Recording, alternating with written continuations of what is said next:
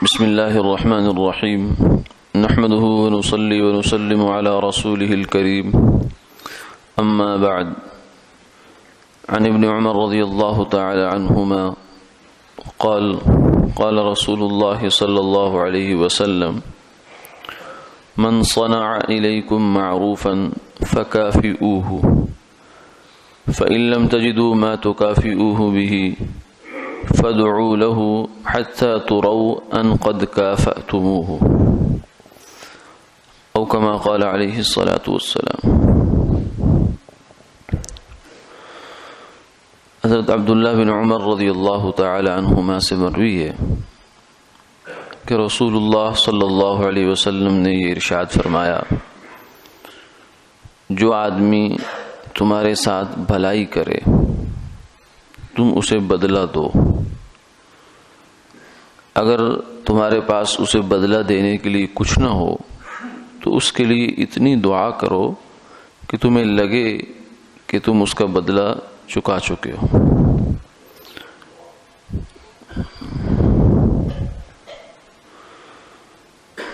اس حدیث مبارکہ میں یہ تعلیم دی گئی کہ انسان کے ساتھ جب بھی کوئی آدمی نیکی کرے، ایک آدمی کے ساتھ دوسرا آدمی نیکی کرتا ہے، چاہے وہ عمل کی نیکی ہو، چاہے وہ مال کی نیکی ہو،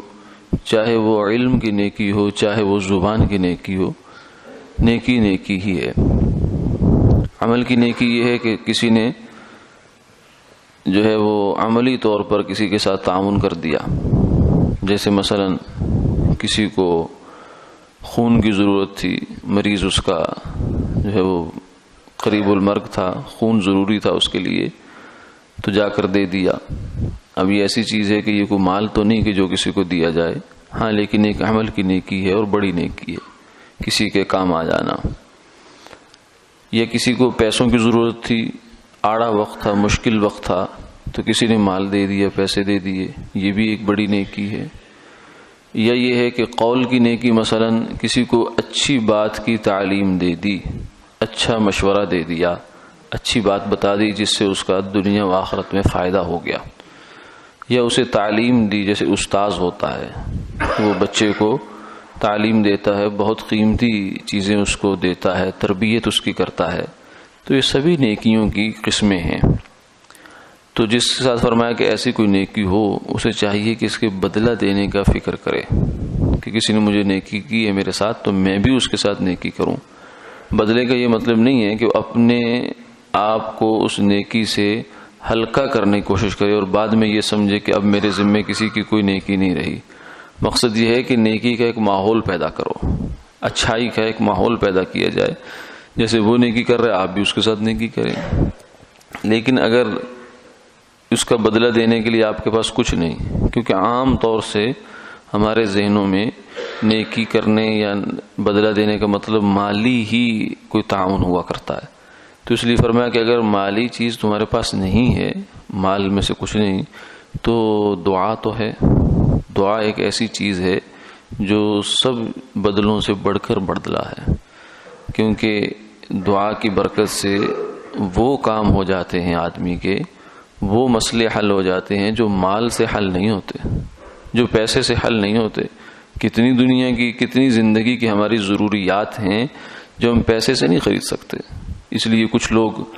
جو ہیں وہ اس بیچارے غلط فہمی میں ہوتے ہیں کہ پیسہ آئے گا ہماری زندگی کے سارے مسئلے حل ہو جائیں گے۔ نہیں، ایسا نہیں ہے۔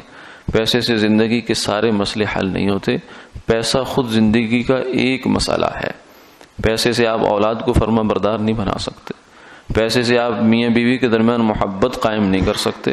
پیسے سے آپ پڑوسی کی دل میں عزت نہیں قائم کر سکتے، پیسے سے یہ سارے مسئلے حل نہیں ہوتے۔ پیسے سے تو صرف یہ ہے کہ چلو آدمی پیٹ بھر لیتا ہے، جسم کے اوپر اس کو ڈھانپ لیتا ہے، چلو سواری کا اچھا نظم کر لیا، مکان بنا لیا۔ پیسے سے تو کچھ اس قسم کے تھوڑے تھوڑے مسئلے حل ہوتے ہیں، باقی مسئلے تو اللہ حل کریں تو ہوتے ہیں، اور پیسے میں بھی اللہ ہی حل کرتے ہیں۔ تو اس لیے دعا ایک ایسی چیز ہے جو آدمی کے بڑے بڑے مسئلے حل کر دیتی ہیں، بڑی بڑی پریشانیاں جس میں انسان کو سمجھ ہی نہیں آتا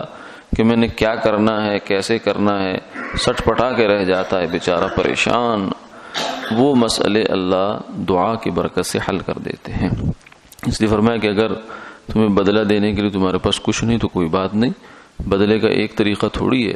دعا کرتے رہو، اور اتنی دعا کرو، ایسی مخلصانہ دعا کرو اس کے لیے کہ تمہیں یہ لگے کہ تم نے بدلہ دی، یعنی دل گواہی دینا شروع ہو جائے، وجدان بول پڑے۔ یہ نہیں ہے کہ رسماً بس دعا دے دی، وہ بھی چلو ٹھیک ہے، جزاک اللہ موقع پر کہہ دینا، نیکی کا جزاک اللہ کہنا یہ بھی ایک دعا ہی ہے، دعا کی صورت ہی ہے، بدلے کی صورت ہے کہ اللہ تجھے اس کا بدلہ دے، میں تو نہیں دے سکتا۔ جزاک اللہ کا مطلب یہ ہوتا ہے کہ اللہ تجھے اس کا بدلہ دے دے،